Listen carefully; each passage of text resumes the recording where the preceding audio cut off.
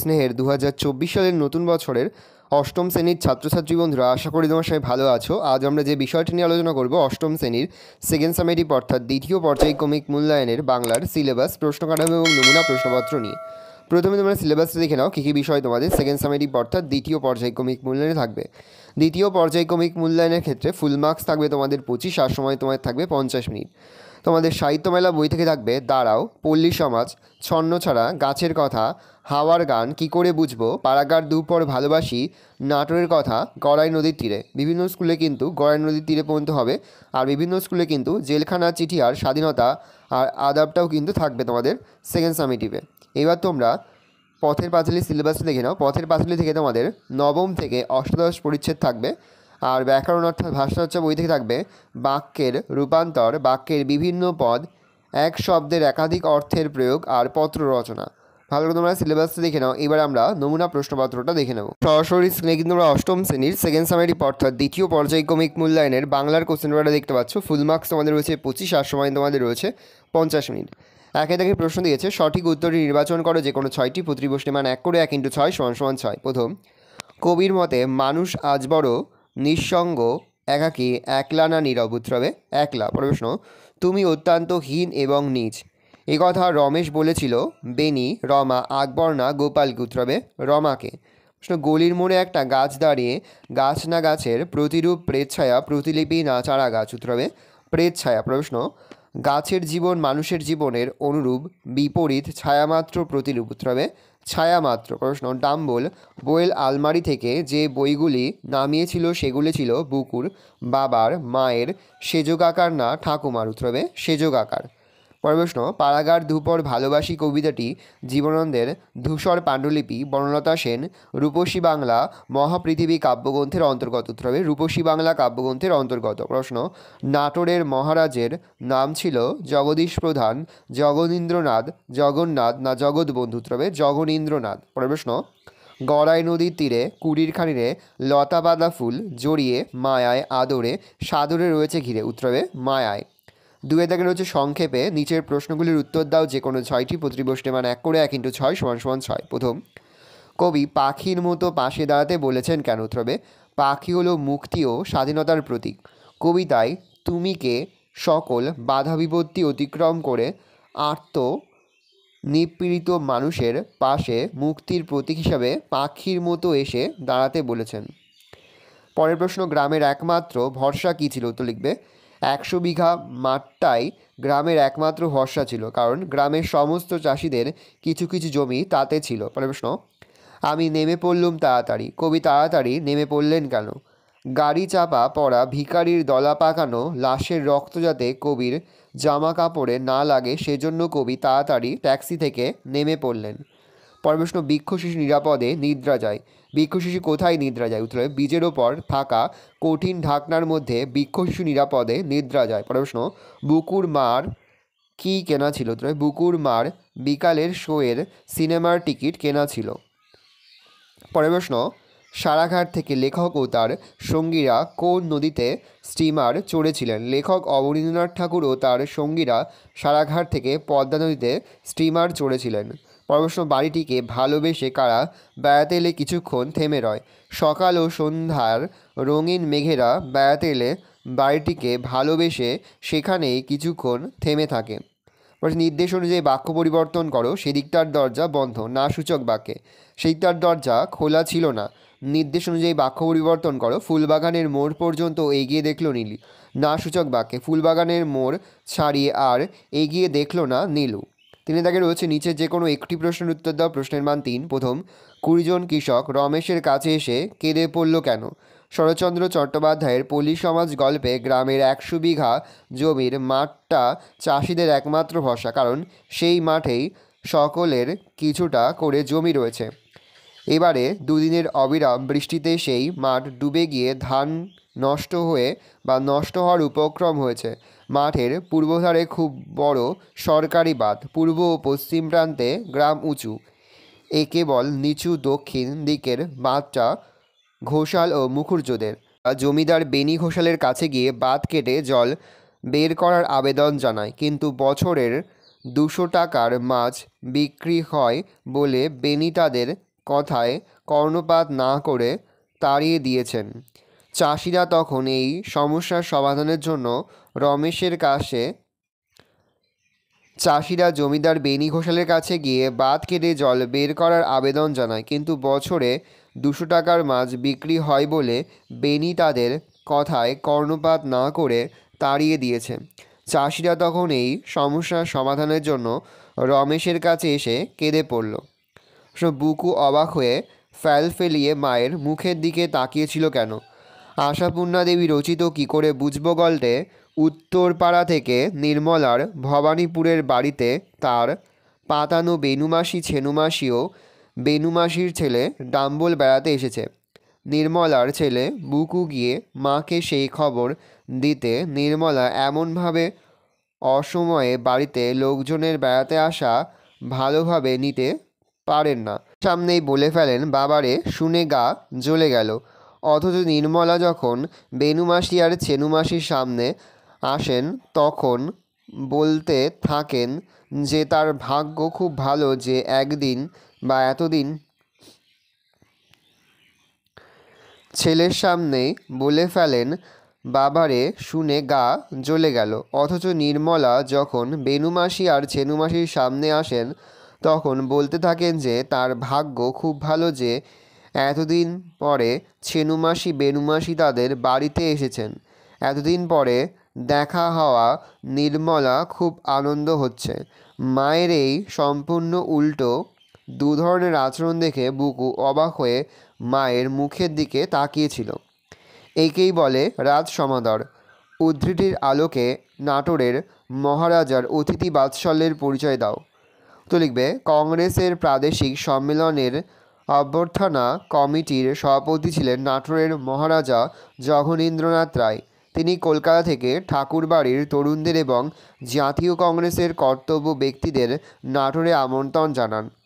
আমন্ত্রিতদের জন্য স্পেশাল ট্রেনের ব্যবস্থা, স্টিমারে খাওয়া দাওয়ার ব্যবস্থা, অতিথিদের প্রত্যেকের বাক্স প্যাটরা বয়ে নিয়ে যাওয়ার বন্দোবস্ত, নাটোরে বিপুল অভ্যর্থনা ও আদর যত্ন সকলকে মুগ্ধ করেছিল। আমন্ত্রিতদের প্রত্যেকের যখন যা প্রয়োজন তাই চাইবার আগেই সকলের কাছে পৌঁছে যেত। তাছাড়া কারোর যাতে কোনো রকম অসুবিধা না হয় স্বয়ং মহারাজ নিজে ব্যক্তিগতভাবে তার খোঁজ খবর নিতেন। এরকম বিপুল আদর আপ্যায়নকে তাই লেখক সত্যিকারের রাজ সমাদর বলে মনে করেছেন। 4 দাগে রয়েছে, নিচে যে কোনো একটি প্রশ্নের উত্তর দাও। প্রশ্নের মান 3।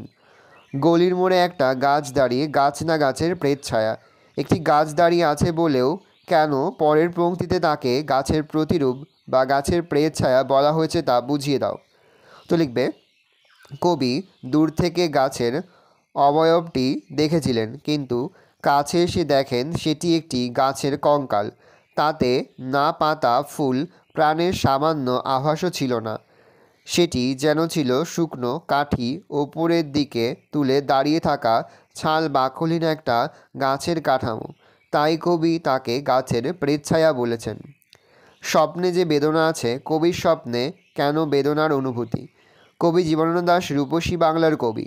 নগর জীবনের ক্লান্তি ও বিষণ্ণতা তাকে বারবার ফিরিয়ে নিয়ে গেছে শৈশবের গ্রাম বাংলার দিনগুলোতে। গ্রাম বাংলার ফেলে আসা দিনগুলোর কথা ভেবে কবির মন আলোড়িত হয়েছে। বিষণ্ণতা তাকে আষ্টে পৃষ্ঠে জড়িয়ে ধরেছে। পাড়াগাঁয়ের দুপুরের প্রচণ্ড রোদ কবির মনে স্বপ্নের আবেশ সৃষ্টি করে। সেই স্বপ্নে ভেসে ওঠে গ্রামের করুণ ছবি। রোদের তাপে শুকিয়ে ওঠা পাতা, ক্লান্ত শালিকের ডাক, শাড়ি পরা মেয়েটির ক্লান্ত পায়ে, এটা ক্লান্ত হবে, কয়লাকার নয়, ক্লান্ত পায়ে দ্রুত চলে যাওয়া জলসিঁড়ি, নদীর ওপর বুনো চালতা গাছের ডাল নুয়ে পড়া, নদীর জলে ভাঙাচোরা ডিঙির স্থির ভেসে থাকা, এই প্রতিটি ছবির মধ্যে বিষণ্ণতা ও বেদনাবোধ লক্ষ্য করা যায়। তাই কবির স্বপ্নে বেদনার অনুভূতি স্পষ্ট হয়ে ওঠে। পরের প্রশ্ন, কুটির খানিরে লতা পাতা ফুল মায়ায় রয়েছে ঘিরে। এখানে কুটিরটিকে লতা পাতা হাইফেন ফুলের মায়া দিয়ে ঘিরে রাখা বলতে কবি কী বুঝিয়েছেন? উদ্ধৃতাংশটি পল্লীকবি জসীমউদ্দীনের গড়াই নদীর তীরে কবিতা থেকে নেওয়া। গড়াই নদীর তীরে অবস্থিত কুটিরের চারপাশে রয়েছে লতানে গাছ, বুনো ফুল গাছ। কবির কাছে মনে হয়েছে প্রকৃতির এই লতা পাতা আর ফুল যেন স্নেহ মায়া আদরে জড়িয়ে রেখেছে কুটিরটিকে, অর্থাৎ কুটিরটি যেন প্রকৃতিরই অংশ হয়ে উঠেছে। 5 দাগে রয়েছে নিচে যে কোনো একটি প্রশ্নের উত্তর দাও। প্রশ্নের মান 3। প্রথম, বৃদ্ধ নরোত্তম দাস বাবাজির সঙ্গে অপুর কিভাবে ভাব হয়েছিল? উত্তর লিখবে। অপুর বাবা হরিহরের মাধ্যমে অপুর সঙ্গে বৃদ্ধ নরোত্তম দাস বাবাজির ভাব হয়েছিল। গাঙ্গুলিদের চণ্ডীমণ্ডপে তার সঙ্গে বাবাজির দেখা হয়। বৃদ্ধ হলেও অপুর সঙ্গে তিনি তার সমবয়সীদের মতোই কথাবার্তা বলেন। তার চোখে অপু ছিল গৌরসুন্দর। এই পরিচয় ধীরে ধীরে গাঢ় হয়ে ওঠে। মুখচোরা অপু বৃদ্ধের সঙ্গে নানান বিষয়ে খোলামেলা আলোচনা করতে শুরু করে। এভাবে তাদের দুজনের মধ্যে ভাব জমে ওঠে। একদিন পাঠশালায় এমন একটি ঘটনা হইয়াছিল যাহা তাহার জীবনের একটি নতুন অভিজ্ঞতা। অপুর জীবনের সেই নতুন অভিজ্ঞতাটি কি? কোনো একদিন বিকালে পাঠশালায় দিনু পালিত প্রমুখেরা উপস্থিত না থাকায় কোনো গল্পগুজব না হয়ে শুধু পড়াশোনা হচ্ছিল। অপু শিশুবোধক পড়ছিল। এমন সময় গুরুমশাই বললেন, সিলেট নেও, শ্রুতিলিখন লেখো। তিনি মুখে মুখে বললেও অপু বেশ বুঝতে পারছিল যে এগুলো তার নিজের কথা না, মুখস্থ বলা। সেগুলো শুনতে শুনতে অপুর মনে হলো অনেকগুলো অমন সুন্দর কথা একসঙ্গে পরপর সে কখনো শোনে নাই। সে যেদিনও সব কথার অর্থ বুঝতে পারছিল না, তবুও অজানা শব্দ ও লালিত পদের ধ্বনি ঝংকার জড়ানো এই অপরিচিত শব্দসঙ্গীত তার অনভ্যস্ত কানে অপূর্ব ঠেকল এবং সব কথার অর্থ না বোঝার জন্যই কুহেলি ঘেরা অস্পষ্ট শব্দ সমষ্টির পিছনে একটা অপূর্ব দেশের ছবি তার কল্পনায় বারবার উকি দিচ্ছিল। পাঠশালার এই দিনটি তার জীবনে এক নতুন অভিজ্ঞতার সঞ্চয় ঘটিয়েছিল। 6 দাগে রয়েছে পত্র রচনা করো। প্রশ্নের মান 4। হাসপাতালের সামনে জোরে মাইক বাজানো অমার্জনীয় অপরাধ। এই মর্মে সচেতনতা গড়ে তুলতে সংবাদপত্রে চিঠি লেখো। লেখা শুরু করবে শ্রদ্ধেয় সম্পাদক সমীপেশু, দৈনিক সুখবর, হাবড়া, উত্তর 24 পরগনা। বিষয়, হাসপাতালের সামনে মাইক বাজানোর বিরুদ্ধে প্রতিবাদী পত্র। সশ্রদ্ধ নিবেদন, কমা দিয়ে লিখবে, আমি হাবড়া অঞ্চলের বাসিন্দা। আমার বাসস্থানের 500 মিটারের মধ্যে রয়েছে হাবড়া মিউনিসিপ্যাল হসপিটাল। মূলত অত্যন্ত দরিদ্র মানুষরা এখানে চিকিৎসা করাতে আসে। এই হসপিটালের পাশে বেশ কয়েকটি চায়ের দোকান, 2টি হোটেল ও দাদাভাই বিরিয়ানির দোকান তৈরি হয়েছে। এই দোকানগুলি থেকে উচ্চ স্বরে মাইকের শব্দ ভেসে আসে। এর ফলে যারা হার্টের পেশেন্ট তাদের যন্ত্রণার শেষ নেই। আমরা স্থানীয় মানুষজন অনেক অনুরোধ করেও বিষয়টির সমাধান করতে পারিনি। শুধু তাই নয়, রীতিমতো নানান হুমকিও আমরা শুনেছি। আপনার সর্বাধিক প্রচারিত সংবাদপত্রের মাধ্যমে পুলিশ সাহেবের প্রশাসনের নজরে এই বিষয়টি আনতে চাই। চেঞ্জ করবে। আশা করি এই বিষয়টি গুরুত্ব বিবেচনা করে আমার এই পত্রটি প্রকাশ করে বাধিত করবেন। নমস্কার। তোমরা তোমাদের নাম লিখবে আর এই দিকে তোমরা তোমাদের ঠিকানা আর যে ডেটে তোমরা চিঠিটা লিখছো সেই ডেটটা কিন্তু বসাবে। পরের প্রশ্ন 6.2, তোমার অঞ্চলে যত্রতত্র আবর্জনার স্তূপ সংশ্লিষ্ট কর্তৃপক্ষের দৃষ্টি আকর্ষণ করে একটি বহুল প্রচারিত সংবাদপত্রের সম্পাদককে চিঠি পাঠাও। মাননীয় সম্পাদক সমীপেশু, দিনের আলো পত্রিকা। পত্রিকার ঠিকানা দেবে সিপি ব্লক, সেক্টর 5, কলকাতা। বিষয়, যত্রতত্র আবর্জনার স্তূপ। সবিনয় নিবেদন দিয়ে কমা দিয়ে শুরু করবে, আমি উত্তর 24 পরগনার বেলঘড়িয়া অঞ্চলের বাসিন্দা। বিরাটি থেকে দক্ষিণেশ্বরে যাওয়ার পথে বেলঘড়িয়া অঞ্চলে আবর্জনা সঞ্চিত রাখার যে জায়গা করা হয়েছে তার দুর্গন্ধে আমরা অতিষ্ঠ। তাছাড়া মিউনিসিপ্যালিটির ময়লা ফেলার গাড়িগুলো যত্রতত্র আবর্জনা স্তূপাকৃতি করায় আমাদের দুঃখের অন্ত নেই। স্থানীয় প্রশাসনকে অনেকবার বলেও আমাদের কোনো সুরাহা হয়নি। তাই আপনার বহুল প্রচারিত পত্রিকার মাধ্যমে আমি বিষয়টি উচ্চতর কর্তৃপক্ষের দৃষ্টি আকর্ষণ করতে চাই। ঘটনার গুরুত্ব বিবেচনা করে আশা করি আপনি আমার এই পত্রটি প্রকাশ করে বাধিত করবেন। নমস্কারান্তে তোমরা তোমাদের নাম লিখবে, তোমরা তোমাদের ঠিকানা আর যে ডেটে তোমরা লিখছো যেটা সেই ডেটটা কিন্তু বসাবে।